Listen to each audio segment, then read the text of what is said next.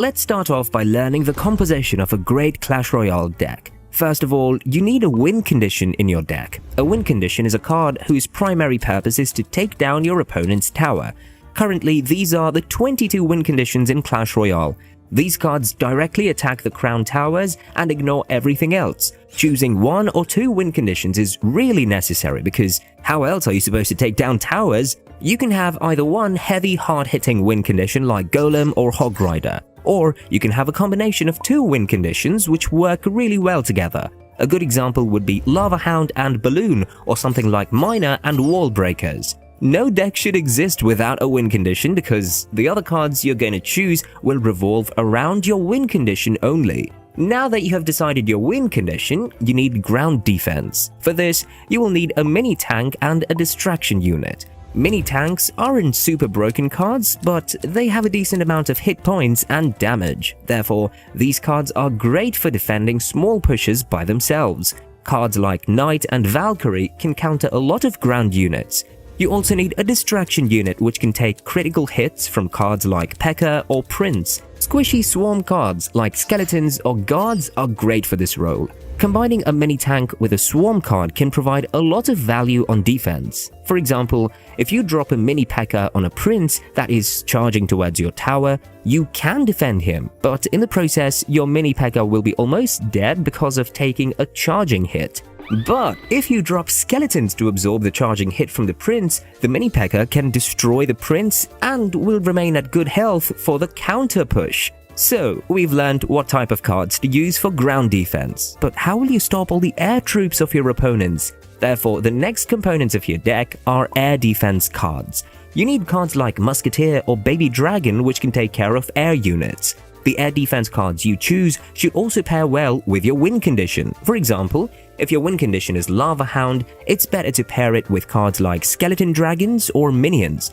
These cards can handle air defense as well as support your Lava Hound pushes. Choose at least 2 air defense cards, but make sure that one of them isn't too expensive. Cards like Archers and Dart Goblin are cheap, but provide great defense against air troops.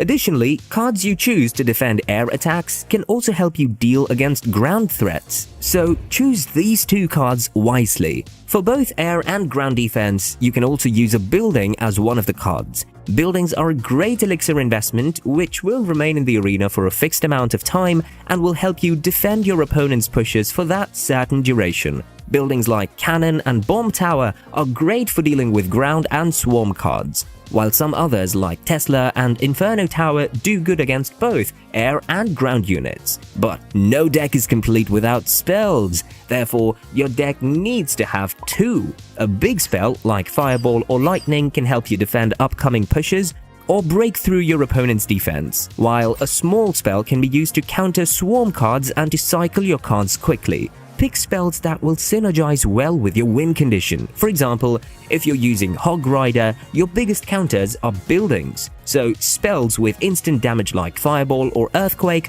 are better as compared to something like Poison, which deals slow damage over time. Coming to tower troops, you'll want to choose one that pairs really well with your entire deck. A Princess Tower is decent in all matches, but if you want to get creative, you can use either the Cannoneer, Dagger Duchess, or the Royal Chef. All you need to make sure is that your deck has necessary cards to deal with the weaknesses of these towered troops. For example, a Dagger Duchess is weak against cards with high hit points, so you need a tank killer card like an Inferno Dragon or Mini P.E.K.K.A. in your deck. On the contrary, the Cannoneer is weak against swarms, so you need to make sure that your deck has enough splash damage cards like Valkyrie or Baby Dragon to take care of those squishy units.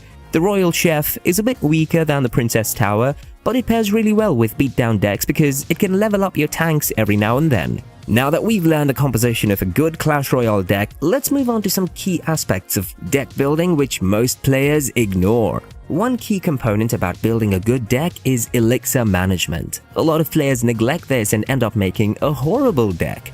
The average elixir cost of your deck should be balanced according to its playstyle, and it should always remain somewhere between 2.5 to 4.3 elixir. Cheap decks ranging from 2.5 to 3.3 elixir are great for fast gameplay and suits cycle decks perfectly.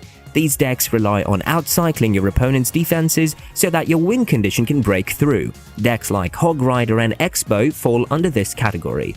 Medium decks have an elixir cost between 3.4 to 4 elixir, and a lot of control decks are categorized as such. These decks will try to control the pace of the game and wait for the right moment to attack. Decks like Graveyard and Bridge Spam are great examples. Finally, we have the heavy decks, which cost more than 4 elixir and are commonly known as the beatdown archetype.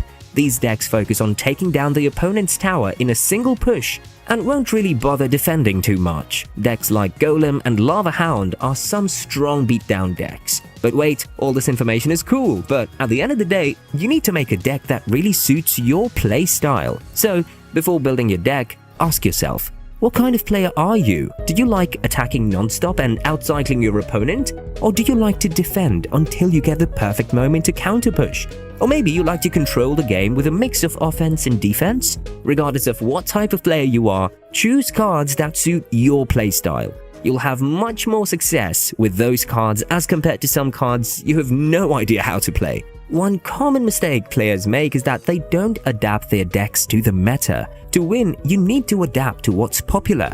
While making your own deck, you need to keep in mind that you're using cards which are good in the meta. For example, it's not really advisable to play X-Bow in a meta which is centered around heavy beatdown decks. Carry counters to the popular meta cards in your deck. If the meta is graveyard heavy, make sure to use Poison or cards like Dart Goblin or Mother Witch which counter it. Keep your deck updated with the meta and you'll definitely go on an amazing win streak. But the number one biggest mistake players usually make is not sticking to one deck. While it's tempting to keep switching decks, try to stick with one until you've mastered it. Learn its strengths, weaknesses, and matchups. Once you're comfortable, you'll start seeing better results. If you keep switching decks after a few losses every time, you'll never get good at the game.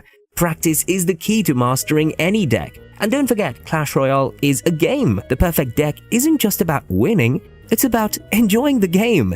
Play with cards you love, experiment with new strategies, and soon you will master your deck. I forgot to mention one really important thing here. To master a deck in Clash Royale, you need to master its synergy. If your deck has no synergy, no amount of broken cards will save you. Therefore, if you want to learn how to create great synergy in your deck, click on this video.